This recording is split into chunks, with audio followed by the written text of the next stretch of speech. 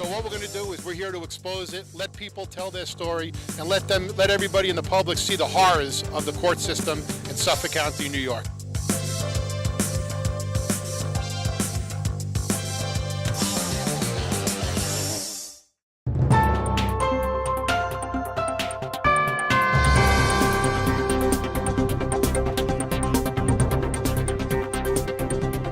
Long Island Backstory with Chief Correspondent Gary Jacobs. Good evening, I'm Gary Jacobs, and welcome to Long Island Backstory, where we film at the Cablevision Studios in Hop Hog, New York. Today, I'm honored to have an outstanding guest who actually I've been trying to get for a little over a year now on the show, but just because of the schedules, and he's a busy man, and we just never got the timing right, but we finally got him on the show. My guest today is Legislator Josh Lafazan. At 23 years old, he became Nassau County's youngest ever legislator. Upon his election to the Nassau County Legislature in November of 2017, he is currently serving his first term, where he represents Nassau's 18th legislative district, and we'll ask him what areas that covers when we get going. Josh graduated from the Harvard Graduate School of Education with a master's degree in Education Policy and Management in May of 2017, and from the Cornell ILR School with a bachelor's degree in Industrial and Labor Relations in 2016. Previously, in May of 2012, at the age of 18, Josh became one of the youngest elected officials in the history of New York State when he was elected to the Syosset School Board of Education. Josh was elected with 82% of the vote 1 month before he graduated from Syosset High School and was re-elected by his constituents in 2015. So Josh, welcome to Long Island Backstory. It's great to finally have you here. At the beginning, when I wanted to have you on the show, you hadn't been all over TV. Now I feel like I'm all the way down the list, because every time I turn on Channel 12 or the other networks, I see Josh Lafazan. Please don't feel well. First of all, thank you very much for having me, Gary. And I'm sorry it took so long, but my constituents keep me pretty busy over in Nassau County. So glad they gave me a night off, and thrilled to be here now. Well, that's a good thing. So let's just start off at the beginning, get a little bit of background. So what made you get interested in politics? Sure. So I like to joke that my political career skyrocketed in 2001. I was in first grade, and I was elected to the Walt Whitman Elementary School Student Council. And obviously the issues were different back in 2001 in first grade than now in the legislature. But I fell in love with the concept in first grade that I could use my voice to represent the voices of my peers. And of course, there's a dichotomy between talking about bake sales and talking about budgets and assessment and all the issues we work on now. But that feeling of using my voice to give voice to those who needed it, and that love for representative government was fostered in me. So I stayed with student government from first grade all through senior year when I was elected senior class president. And I wanted to run for school board because we had a superintendent in Syosset by the name of Carol Hankin, and many of your viewers know the story that Syosset had the highest paid superintendent in the state of New York, and it drew the ire of newspapers and our own governor. And I felt that it was reprehensible that individuals in my community kept asking me why a superintendent for a school district of 6,000 kids should make more than the president of the United States. And it made no sense. And again, you know, what I coach my young viewers who are watching to is, if you see something that you don't think is right, you have the power to do something, because at 18 years of age, you have the right to run for office. And your experience is no less valuable than individuals who are adults or seniors in your community, because you're representing a demographic that's actually the most underrepresented demographic in politics. So I decided I wanted to run. So what did I do? You know, we had no money, we had no organization, no political experience. I got a couple buddies after school, and we knocked doors every day. Knocked doors from March, April, May, and we said, hi, my name is Josh Lafazan. I'm senior class president at Syosset High School, and I want your vote to run for the Syosset School Board.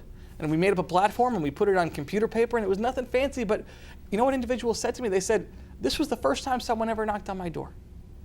And I get chills when I knock on somebody's door today at 24, and they say, you knocked on my door when you were 17, before you were even 18, and I remember you, and I've been your supporter ever since. Well, do you come from a political family? I don't, and that's really interesting, because it's usually something that comes from the family. I get asked all the time. I say, "Are you a political family?" I say, "I'm not a Bush. I'm not an Obama. I'm not a Kennedy. My dad is a mortgage banker, and my mom is a psychotherapist." In fact, my mom still, to this day, doesn't come to my legislative meetings because she can't take how rancorous and nasty it is.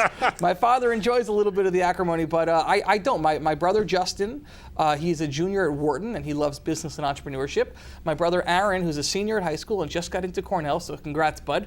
He actually is into technology and into computer programming. And what's cool about my family is my brothers and I all found disparate passions. yet we support each other. And I think that's beautiful, and it's something I talk about because when my brother succeeds, I'm happy for him, and when I succeed, he's happy for me. And my success is a testament to my mother and father. So, if your mother was here today and I said, was Josh a difficult child? Because when you don't get what you want, you seem to go for it. Gary, Would she agree with Gary, me? we only have 28 minutes, and my mother would need a whole lot more than that to air her grievances over me. I graduated from college in May, and I moved back into the house, and I like to joke that it's equally as miserable for mom and dad as it is for me to live in the basement. But regardless of the fact that my mom won't come to the meeting, she's been my rock for my entire life, and my mom has shown me that in life, it is not what you do that makes you important, it's how you make people feel is your legacy. So I thank my mother for instilling in me the importance of public service. And if you're watching, I love you, Mom. Well, Josh, we have a surprise for you today. We have your mother on the line. No, she's not here. Okay, so when you were on the school board, sure. One of the things that I was doing my research, and one of the things that I saw that you focused on was the transparency, yes. The transparency in the school board and what goes on. And I think that's a big issue because most of us really have no idea right. what the school board does. All we know is we get the budget, and everybody says if you don't vote for the budget, you don't care about education. Right. So just keep voting for the budget. So tell me why you were involved in transparency, what you got done. Why was this important to you? Sure. So the microeconomic example that I give is that when you go to a restaurant and you pay the bill, you have an itemized receipt, so you see everything you're paying for, including fees and tax, and the dishes you order. I said it should be no different than your school taxes, and especially because school taxes are astronomically high in Syosset, and we pay for quality education, because I'm proud to say, and I state this categorically, that Syosset is one of the very best public high schools in the country. But taxes are high, so individuals should deserve to see where their taxes are going. And it's funny, when I was running for the school board meetings used to take maybe 13 minutes because they'd read through the agenda and there was no public discussion. And the agendas available to the public were about 2 pages. And now they're about 50 pages because we've harped on transparency. Because anytime the government is spending your money, you should have the right to see where that money is going. That is the epitome of good government. And essentially, if you have nothing to hide as a municipality and you want your residents to know what you're doing, it's actually good politics as well to show your residents what you're doing with their money. So something I've worked on in Syosset, I've taken to the legislature. We use Facebook Live, and I know we're Facebook Living right now as a tool where if I host a press conference, we're going to Facebook Live that press conference. I have an email list that I communicate. I take questions on Twitter and Instagram because I have younger followers who are not going to shoot me an email. So I think transparency and accessibility is not only important, but I think it's one of the major reasons I got elected. So one of the things that you brought up is with the transparency, and everybody should know. But it seems to me there's and I think maybe it's set up this way, a disconnect between like the legislature and the school board. Yes. For example, if you go to the legislature, you say, look, I got a problem, my taxes are high. They'll always say, look, we don't get involved in that. They're independent from us. And I think maybe that's part of the problem is who do you go to? Like nobody thinks to go to your school board, and once your kid graduates, you never pay attention anymore. Well, it's the issue. We have way too much local government on Long Island, and we acknowledge that. But it's here right now. So what I hated was that I would hear from elected officials that if one of their constituents had an issue, let's say one of my colleagues in the legislature, one of their constituents had an issue with the town of Oyster Bay. And they would just shoo them off and say that's a town issue. Right. See, in my office, we don't do that. What I'll do is I'll get on the horn with Councilman McAdone and say, I have this issue. Can I email introduce you, right? Or if I have a resident in Brookville who has an issue, I'll call up the mayor and say, Mayor Sirota, can I set up a meeting between the three of us? Because that's good government. Because at the end of the day, that's going above and beyond for your constituents. That is bridging the divide. Because there's so much local government and there's so much bureaucracy that it's sometimes, and I consider myself incredibly, I'm incredibly involved and incredibly knowledgeable with an acumen of local politics. I don't know whether it's a town road or a county road. And there's no resource made available to the public. So that to me is how I aim to bridge that divide is I'll make the connections and I hope my colleagues follow suit. So Josh, one of the things that when I was reading about you, and actually I've seen you on TV a lot talking about is the opioid epidemic. A couple questions. First of all, what made you take up this cause? What are some of the things that you've done? And then I want to get to most importantly, I guess, what can be done, because something needs to be done. So first of all, what made you get involved? I mean, you came from a wealthy school district. Did you know people who were affected by this? I know people who were affected by it right now. I said I'm 24 years old and I'm tired of seeing my friends buried from a disease. And in 2018, we have to state categorically that addiction is a disease. And like every other disease, we have to diagnose the root cause and prescribe solutions.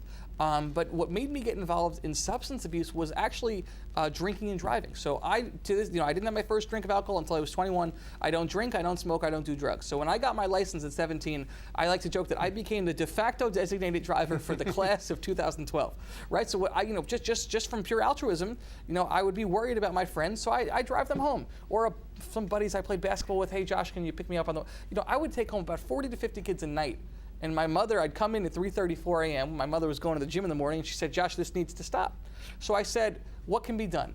And I had an epiphany when then Jets wide receiver Braylon Edwards, and are you a Jets fan? No. Okay, I was going to say my condolences. Okay, I'm a Jets fan, recovering Jets fan. Okay. And essentially, Braylon Edwards got caught for drinking and driving. He was the wide receiver on the Jets, and he was summarily castigated by Mike Francesa and everyone on the radio. How could you be so stupid? But what nobody spoke about, and I found out through research, was that Edwards was entitled to something called the Player Protect Program, which enables NFL players to a free, safe ride home, 24/7, 365 from the 48 contiguous United States.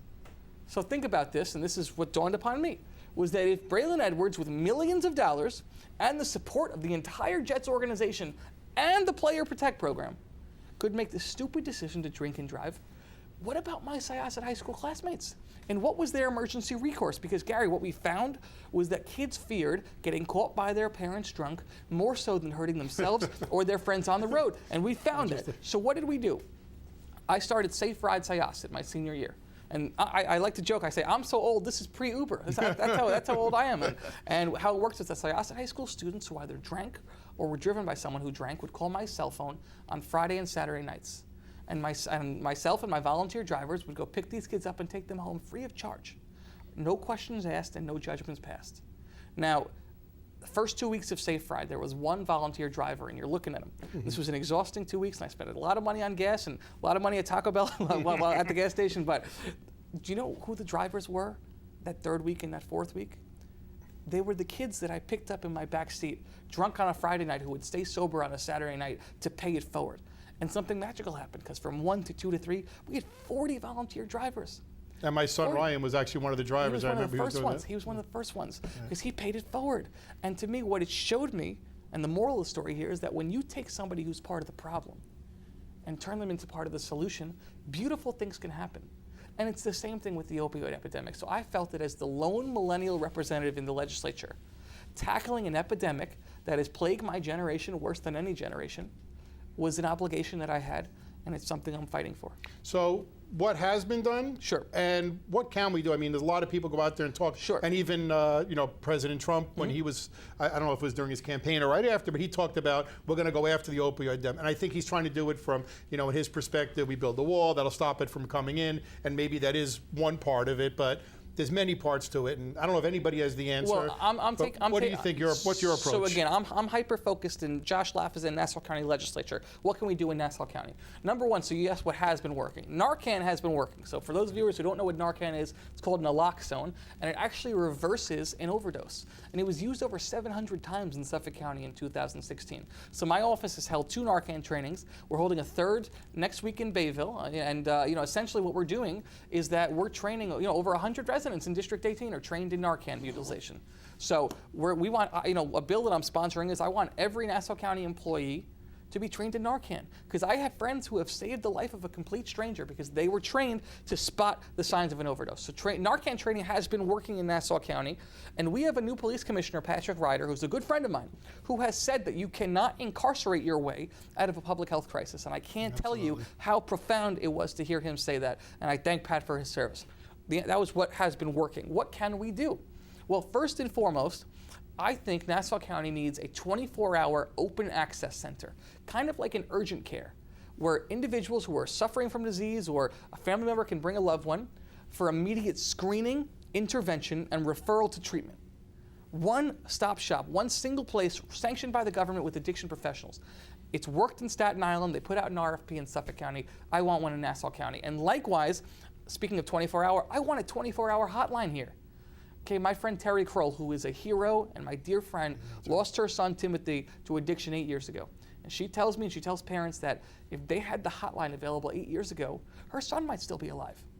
And if we could save one, that's all it takes, and that's all it's going to take for me. Because she says she remembers running up and down Nassau University Medical Center trying to seek information. What about a hotline where you can call 24 hours a day to speak to an addiction professional? And moreover, what about the fact that we should plaster that number on every county building, program it into every kid's phone, put it in the school directory, put it online? That number should be like the Cars for Kids jingle. It should be memorized and burned into memory so you can call it when you need it. That's 2. Number 3, training every Nassau County employee in Narcan is my 3rd of my 5-point plan. Number 4 is I think we need a recovery center like they built the Thrive Center out here in Suffolk County, which is just a place run by nonprofits and sanctioned by New York State Oasis, where young people in recovery can come to be in a safe, constructive environment with addiction professionals. Because I'll tell you, Gary, as a young person on Long Island who doesn't drink and doesn't smoke and doesn't do drugs, the social scene is very difficult for me to navigate. Now, amplify that exponentially for somebody who's in recovery, who relapse might mean life or death. It's amplified, so that's number 4. And number 5, and this is what I hope will make Nassau County very progressive, is I want every college in Nassau County where a student's dorm, I want them to have the availability of substance-free dorming, which is simply dormitories where people in my office, the young people, they call it positive peer pressure, where there's an honor system, but where they abstain from drugs and alcohol, and where the school sponsors sober and constructive activities for the students. They're doing it at SUNY Plattsburgh, SUNY Geneseo, SUNY Fredonia. I want to do it here in Nassau. So that's my 5-point plan, and I'm not so naive as to believe this will eradicate the opioid epidemic. It's going to take educating the parents, teachers, coaches, civic leaders. This is going to be a holistic approach. But I think this will make Nassau County the battleground in the fight against addiction, and I hope my colleagues in the legislature pass these bills. One of the issues a lot of people bring up is that, and I know you mentioned a 24-hour hotline where they can go right away, that sometimes there's only a short window where, number one, people will want to go in, and then they do go in, and there's no beds or no inpatient treatment. How do we resolve you're spot that? on, and we need more treatment beds. So actually, Presiding Officer Nicolello and actually Jack Martins, who ran unsuccessfully for county executive, said the 12th floor is empty at NUMC. We should make more treatment beds, and I agree. But there's such a surplus need for treatment beds, more than the 12th floor can accommodate. So what we need is this open access center where you can come and we can have addiction professionals have a warm handoff to a treatment place that has evidence-based prevention. Because we know, for example, and something I want to do is, what I call sham rehab. Right, you can't open a clinic that says you fight cancer and say you cure cancer if you have no evidence to prove that. But with addiction, we have these locations that say they help you fight cancer and beat they help you fight addiction and beat your battle with addiction, and there's no evidence-based results. So we need to use evidence-based results, and that's having a one-stop shop, because too often an individual who acknowledges that they need help, they're either getting help or they're getting heroin. Whichever one they get first is going to win. I want to make sure help wins every time. All right, that's great. We have a lot of stuff to go over, and we only have about 10 minutes left. So sure. I want to ask about your book.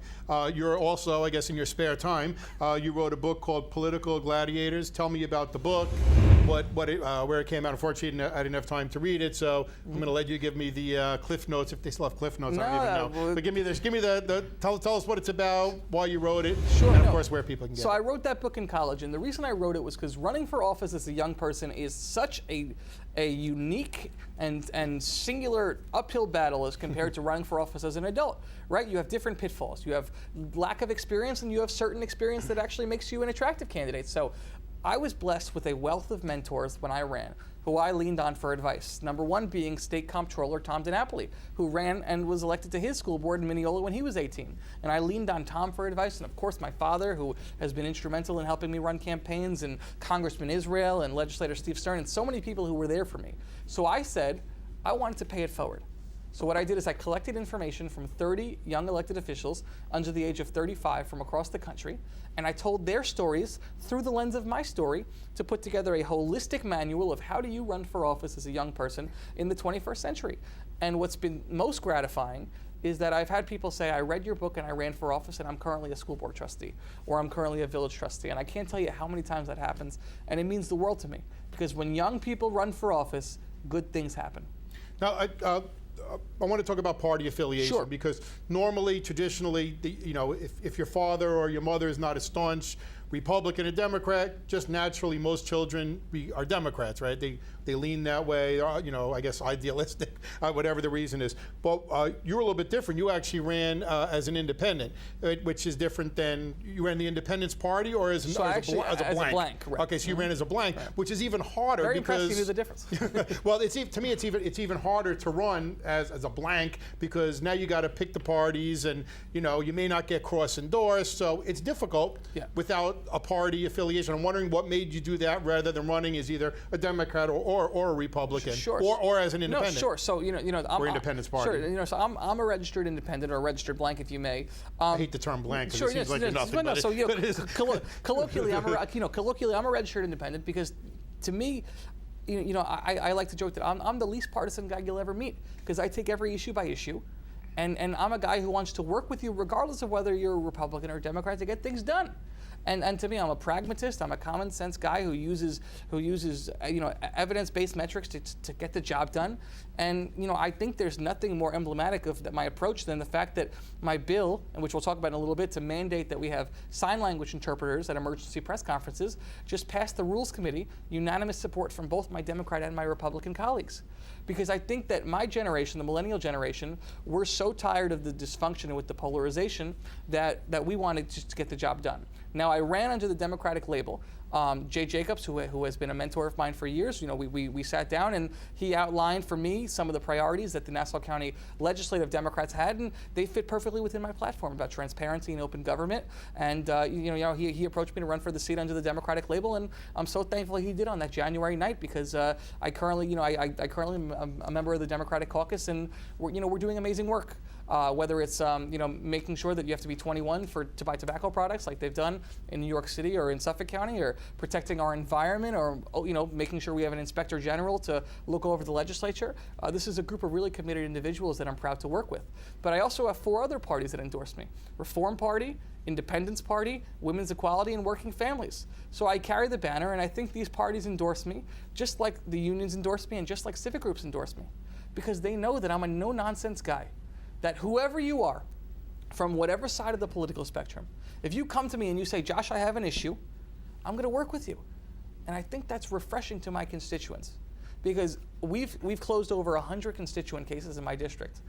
Way more than half were Republicans and Democrats, and I have to tell you, and it's something my staff and I talk about all the time, there are a lot of constituents we helped who didn't vote for me and never will vote for me. And that's okay, because that's what government's about. It's about serving the people irrelevant of what party line they cast their vote on, and I hope more young people follow in my footsteps in that regard.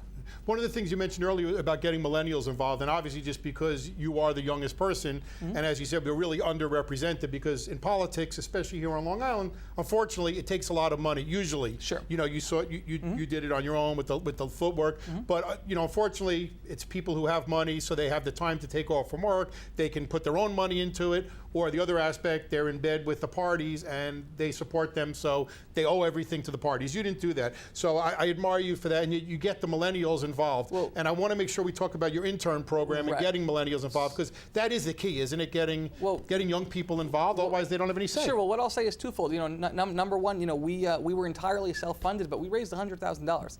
Okay. We were one of the biggest fundraisers in Nassau County, and the way we were able to do that is I went to people in my community, and many of my donors were not part of the donor class, if you may. Right. My donors were working men and women in my area who said, I'm going to invest in Josh because I think my return on investment will be that we'll have a representative who will serve us with integrity and honor and deliver results for this district. And I tell young people all the time, I didn't come from a family that could write me a check for $100,000 and I would just go. My parents gave me all the love and support and energy in this campaign, and I'm so incredibly grateful. But where the funds came from were people who invested in me. And I tell young people all the time, there are adults who will invest in you. You just have to ask, and I'm so grateful to the people who invested in me. But my intern team, I say categorically, people say, Josh, how did you win at 23? I say 2 words. I said, my interns. I put together an intern team. Average age was 16. We had 50 high school and college kids working for me this summer. And what we did was categorically different from what usual internships are, where you get coffee, or you're the gopher, or you pick the phone up. There was none of that, because I was that intern, and I hated it. And I said, if I ever run for office, my interns will be treated with the very same respect and will be asked to do the very same tasks that I did. So what happened? right? We had this army of kids, and what do? They did real work. So we followed up on constituent casework, right? If somebody had an issue with their street, we weren't their elected official yet, but we worked to solve it anyway to show them what we could do. Social media team that got us tens of thousands of impressions on some of our clips. We had an event planning team that planned events and planned my schedule. We had a million different teams. Absentee ballot that went and chased young people to sign up for absentee ballot, voter registration. And what these kids did, and they knocked on 23,000 doors. And they won this election. I'm going to have 70 interns working for me this summer. And I look forward to continuing the proud tradition of getting young folks involved. Great. What about future, we only have a minute or two left, future political aspirations? Sure. I tell people right now, my next objective, my next goal is to become my generation's Judy Jacobs, who was somebody who was revered by Republicans and Democrats, somebody who got the job done and was no nonsense, and one of, I think, the greatest legislators. So that's my next objective, and that's all I'm focused on right now. Okay, well, Josh, being that you're here today and we're recording this, I always want to get in early, so I think we need to see if we can get a pledge today. I'm going to have you sign this. If you do become president, will you still come on Long Island Backstory and give me an interview? Gary, I won't have to fight through your interns to get to you? There's no, I will be here, irrelevant of my plans, I'll be here because I'm proud to consider you a friend. Great. Josh Lafazan, thank you for coming on Long Island Backstory, and I do appreciate it. Again, Josh has been on many of the major cable networks. He's very busy, and you know what, it says a lot, and I say this, we've had other congressmen, assemblymen that come on, but I give a lot of credit to people who will come on a local Long Island public access show. I give them a lot of credit for doing that, and I thank you for doing that. If anybody wants more information on Josh Lafazan, you can go to Facebook, just put in Josh Lafazan, you can Google it, you can go to the Nassau County page, and you can get more information. I'm Gary Jacobs, and thank you for joining us, Long Island Backstory.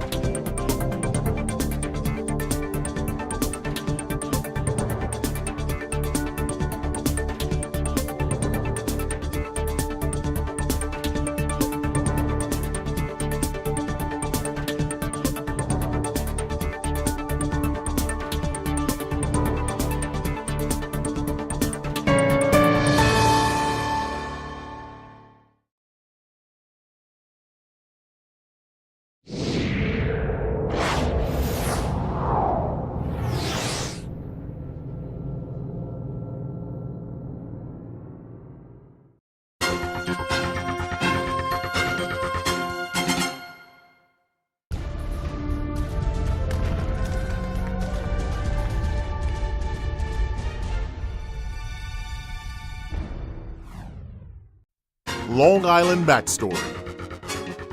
Chief Correspondent Gary Jacobs is uncovering the truth on Long Island. The family court system. Red light cameras. Corruption in local politics. The heroin epidemic. Corrupt judges. At Long Island Backstory, we uncover the truth that the Cablevision news monopoly won't dare touch. We uncover the details you won't see on News 12 or in Newsday. We are local independent media at its best. Long Island Backstory, available on public access TV and on YouTube.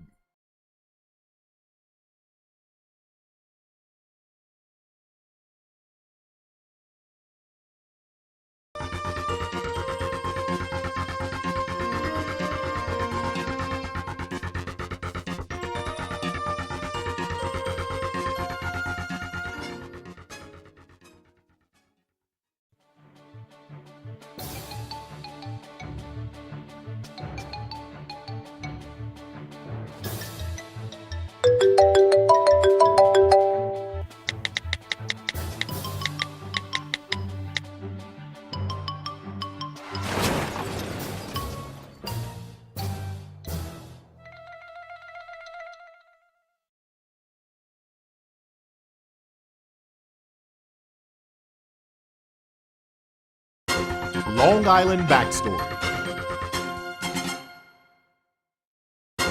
Long Island Backstory.